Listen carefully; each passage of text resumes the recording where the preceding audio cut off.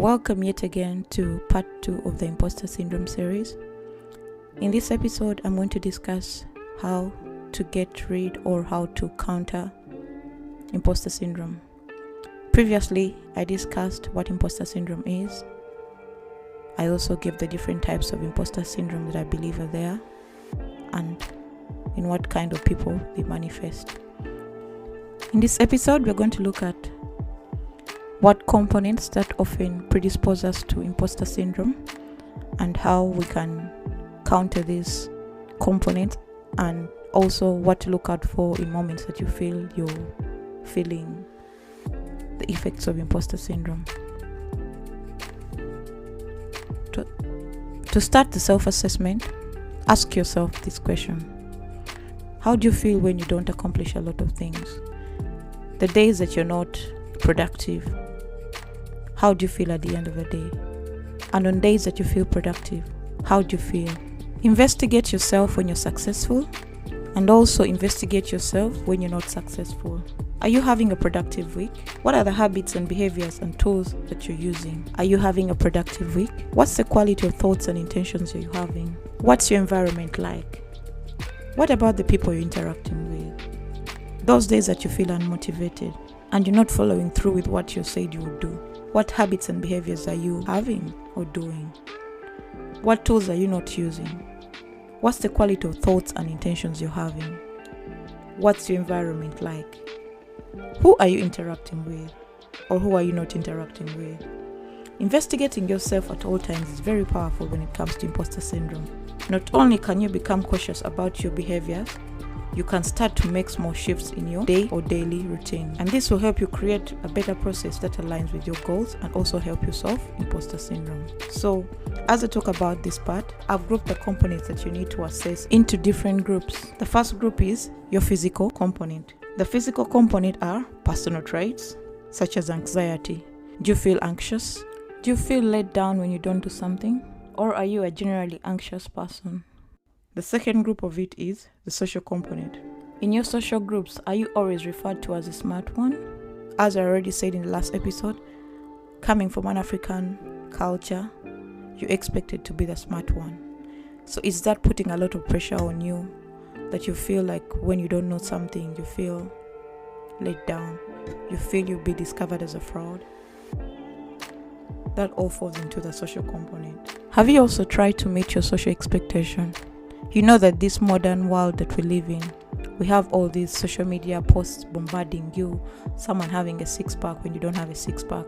Someone having a job promotion when you have no job. Seeing your peers succeed and for you you've not moved an inch from where they last left you. Seeing people getting new job influence your imposter syndrome. You might feel you don't fit in because of your social network or the people you see or all that you're putting into your mind and feeding your brain. I believe social media is more of an act. People act on social media. They live a life, many live a life that they cannot afford. Many are putting out things that probably they afford, but you don't feel like you can afford such a thing. Say your peer has been promoted at a job, is a managing director of a prominent company, and you've been looking for a job for the last 5 years. So you might feel the imposter syndrome, feeling you're not worthy, despite you having the same qualification as that person. You might feel you're not worthy, you're a fraud, you're not qualified for the jobs that you're applying for, that's why you're not getting feedback. All this plays a role in imposter syndrome. So what you need to do, you need to identify the triggers of imposter syndrome. In those environments that you feel unmotivated, in those environments that you feel that self-doubt, what causes them? What are the underlying factors that predispose you to feeling that self-doubt? Could it be that it's novelty? Let's say if you're tasked to learn something new, you feel overwhelmed, you feel unqualified because it's a new task that you've not done and it's out of your comfort zone.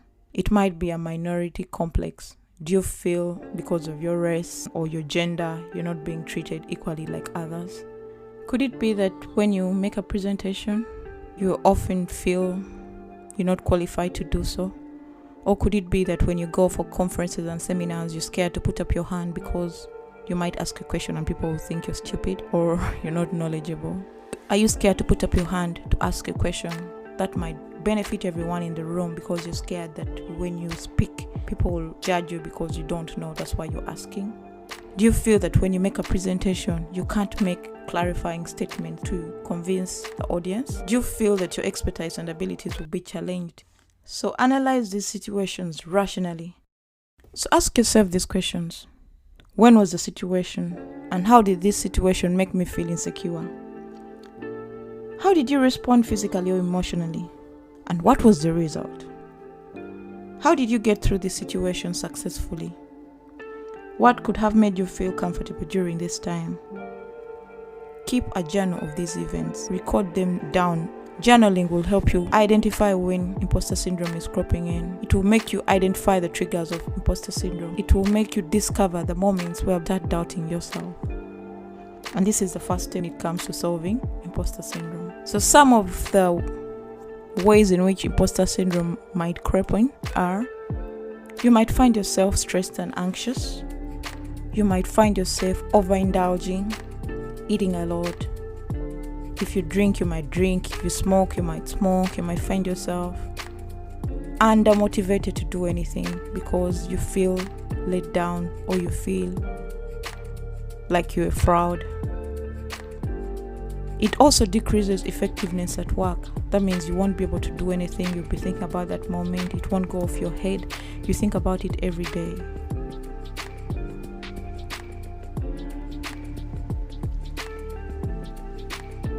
It also makes you a very less efficient worker because, as I explained previously, the person who is a natural genius, let's say at work they have to learn something. If they're failing to learn that thing, they'll beat themselves up. They'll say, how come I'm not learning this thing? I thought I'm genius. I thought I'm bright. I thought I have the knowledge and capacity to understand these concepts. Also, imposter syndrome creates reluctancy to try new things because if you suffer from imposter syndrome, you'll be hesitant to try out anything new. If there's a training that you need to go to, you might say no. If there's a new project that needs to be run at your workplace, you might say no, I don't want to take up that project. I don't think I'm the qualified person to do that work. And you'll stick to doing things that you know and not be able to try out new things. So the next part I want to discuss is how to silence this inner voice of imposter syndrome, because it's an inner voice that creeps in like a ghost at night. It creeps into your mind and feeds it with all this negativity, making you believe you're not good enough, making you believe you're not qualified, making you doubt your expertise and your skills. Like it makes you feel like you're a doormat.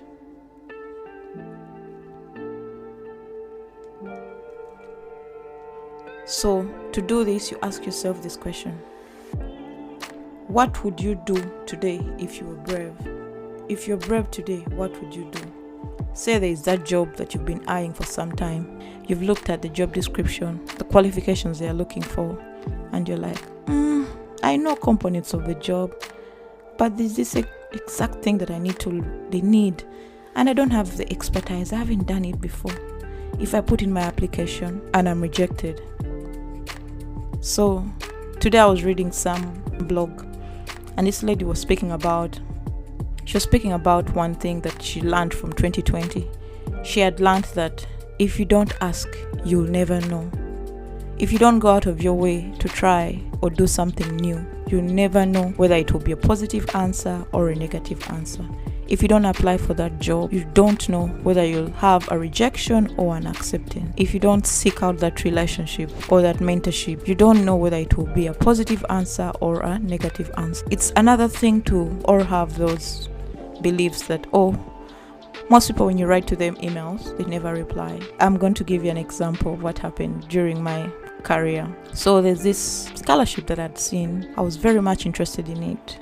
That was my PhD scholarship that I eventually got. But the story is, while I was finishing my master's, I wanted to do a PhD. And I had really known that I want to do a PhD in a warmer environment. That's why I ended up in Australia.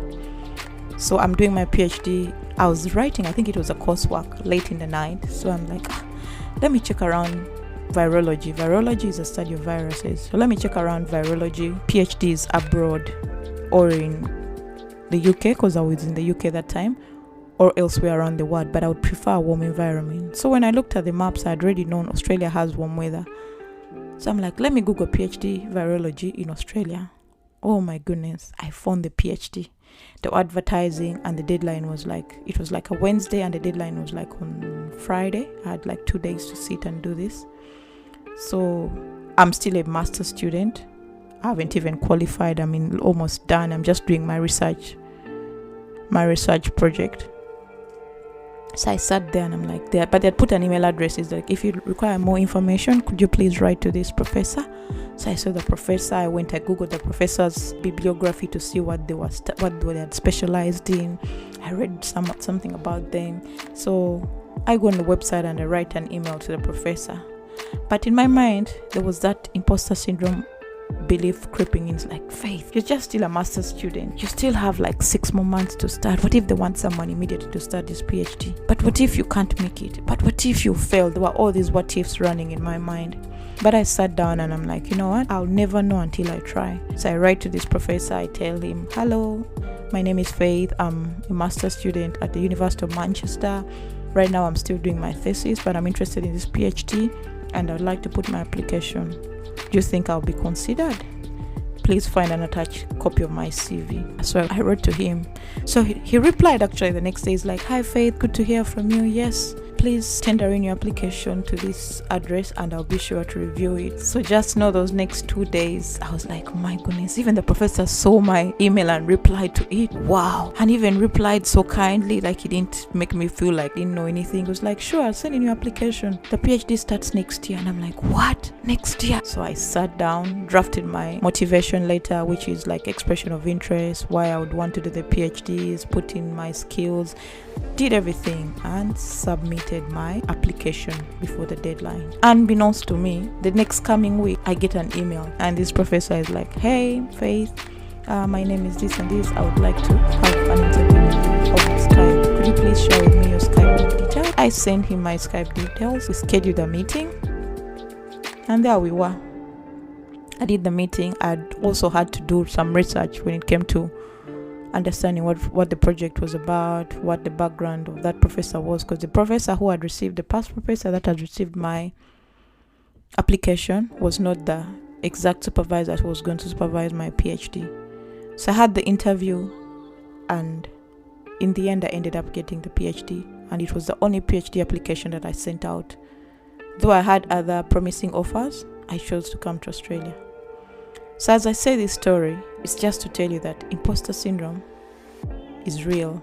Everyone goes through it, but it's after you counter that voice that sits back at your brain, that comes in to eat up your good thoughts and eat up your qualifications. It's when that you can succeed.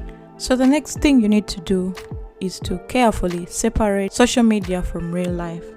As I've already mentioned, social media is carefully curated. People put up their best lives. People don't put out their bad lives when they're having issues. Although of late, many have come out to be transparent and share their struggles and their issues. Many of us just want to put up only the times that we are having a good time, only the times that we feel motivated to work out, only the times that we feel we need that validation from others. So after you've done this separation of social media from real life, the third thing you need to do is to make productive comparisons. The productive comparisons are compare the moments, as I've already mentioned, compare the moments that you feel motivated from the times you don't feel motivated. Compare the moments where you feel you are in flow, everything you're doing is working out, compare those moments, bring them up. When this voice comes at the back of your mind, bring out those moments you're like, but this time I did this. So I would give many stories in this episode, like when I was doing my PhD. 95% of the time, nothing was going right. Those are the times I doubted myself. I would come home and cry and shed tears because my experiments are not working. I'm not getting the intended results. I did an experiment and I've spent 3 weeks on it and nothing has worked out. But what would pull me out of that rut would be, I would think of those moments whereby I was good. I'll think of the moments, of the good moment when I felt what I felt when I got my PhD scholarship, when I got that offered letter, the moments whereby I did my master's and accomplished it and I excelled at it, the moments that I got my first job. Those are the moments that would bring me up. Also, the other thing I would do most of the times that I would feel low, I would go out and work out. By working out, I would release the good endomorphins that help you feel good, the feel good hormone, as they say. It would make me at least forget my worries for the night and come back next day with it. I would have this mind of like, today didn't work, but tomorrow is another day for me to start afresh. If this has not worked, I'll give it all my all. Those were the comparisons I made between the days that I was productive and the days that I wasn't productive. The fourth thing you do, as I already mentioned in the types of people who suffer from imposter syndrome, ditch perfectionism. A perfectionist never does anything. If you don't know, I've read the book Atomic Habits. In the book of Atomic Habits, the author, who is James Clear, talks about an examiner gives two sets of students a task. One of them tells them to produce the best quality image they could make. That's the first group. The second group, he tells the students to produce very many photos. Guess what happens at the end of the assignment? They find that the people that produced the many photos actually produced the best photos compared to the people who are told to produce one photo at the end of the assignment. They found that the people who produced many photos did it over and over again. As they did it, they tried out new things. As they did it, they excelled at what they did. They found different ways to take the pictures. They tried out in the dark room, in sunlight, at sunrise, at sunset, during the middle of the day, at the break of dawn. They tried to take pictures in all aspects of light, with all the gears they had, and in the end they come out to be the best pictures. That is because they weren't concentrating on being perfect. They concentrated on developing along the way. So if you want to get rid of imposter syndrome, ditch perfectionism. Ditch that feeling that you have to be perfect at each and everything you do. For some people, it's very hard to get rid of this, but learn to take it slow. Learn to do things to the best of your ability, and do not beat yourself when things don't work out your own way. Set for yourself realistic standards. Do not aim so high. Aiming high is okay, but set yourself realistic standards. For instance, you might want to lose weight, but you say you will lose 50 kilograms at the end of the year, or in 6 months, let's say 16 months. 50 kilograms is a lot of weight. If you've been overweight, it's a lot of weight to lose. So set yourself tasks. Instead of saying that I'll lose 50 kilograms, say I'll work out 3 times a week and I'll eat healthy 75% of the time. As you set yourself those realistic standards, the rest of the things fall into play. So I've touched on this point also. Collect your facts. Have your fact sheets with you. Those pieces of paper that show your facts. Days that I felt that I could not make it. The days I felt like I was a fraud. I would look at my qualifications. I would look at my achievements. I would look at the scholarships that I've got. I would look at where I've come in my career, and I'm like, you know what, Faith? You're not a failure. This period you're going through might be hard, but you are good. You can master this. If everyone else has done it, so can you.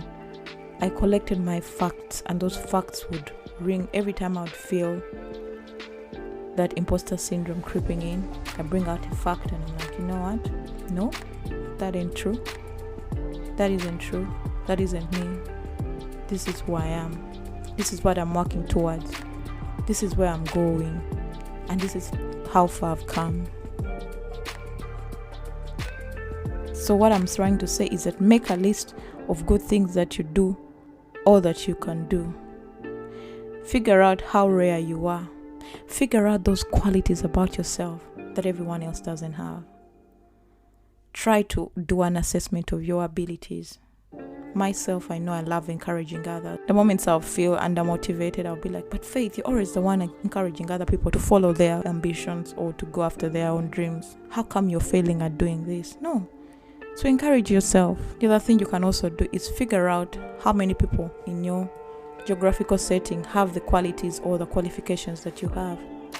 Let's say you can Google accountants in my area, or look at LinkedIn and find out people who are in your field and say, but I'm good.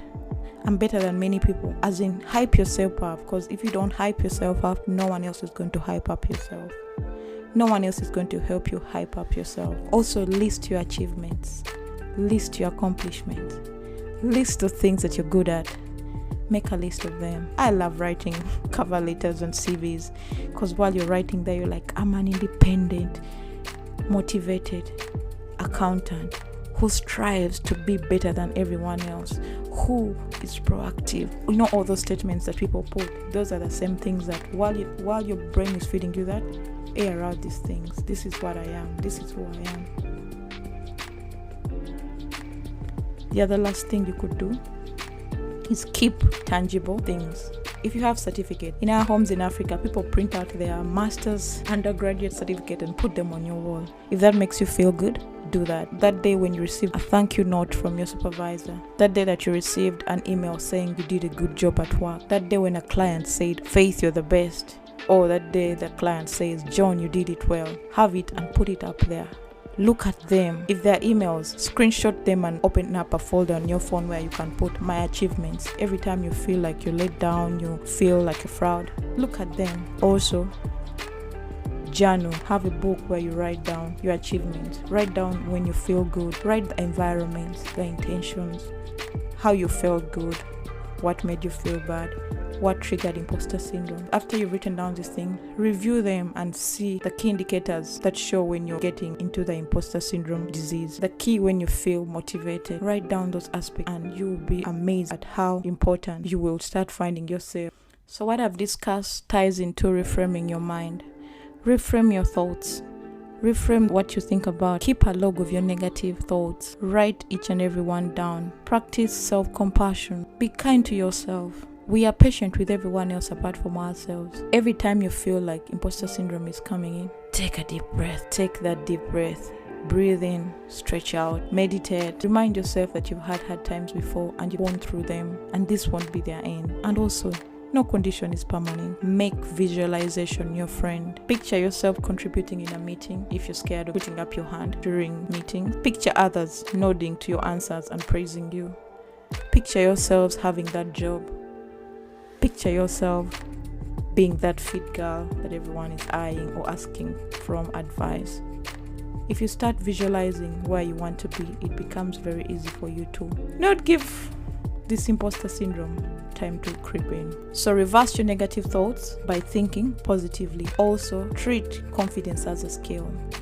You see, like how you prepare yourself for an interview or a meeting, you take time to prepare. You read about the job description. You read about the people who will be on the panel. You ask people for questions. You do practice. When you plan for something, it stops being something you fear.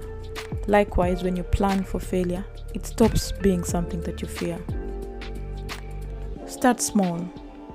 Realize that confidence is a skill, that you get better at it with time and practice. Practice being confident. Ask yourself this question. What would confident Faith do? What would confident John do? What would confident Henry do? If I was confident, what would I do? What would I go after? This will help you in getting rid of imposter syndrome. Last but not the least, talk about it. If you read the caption of my last episode, I said, hi, I have a bachelor's, I have a master's and PhD and a heap of working experience, but I suffer from imposter syndrome. By being aware that you suffer from imposter syndrome, you start devising ways of getting rid of it. So talk about it. You'll be surprised how many people have gone through the imposter syndrome rut. Imposter syndrome survivors are so many. So talk about it. And when you talk about it, you'll find comfort that you're not alone. I hope you picked something from this podcast episode. And if you require any information that I've said in here, I have a document that you could send me an email. I can forward it to you that you can look at to do this assessment for yourself. It will be a simpler way to put what I've spoken about today. If you've learned something from this podcast, I would love so much to hear from you. Send me an email. The email address is theframesolution@gmail.com. Follow me on Instagram. The handle is theframesolutions. If you have a topic that you want me to talk about, please feel free to get in touch. And if you require any help in terms of personal development, I'm your girl. Hit me up on email. Share this podcast with your friends and families. Share it in your WhatsApp groups and in your Facebook groups, because if you share it, someone else will learn something from this episode.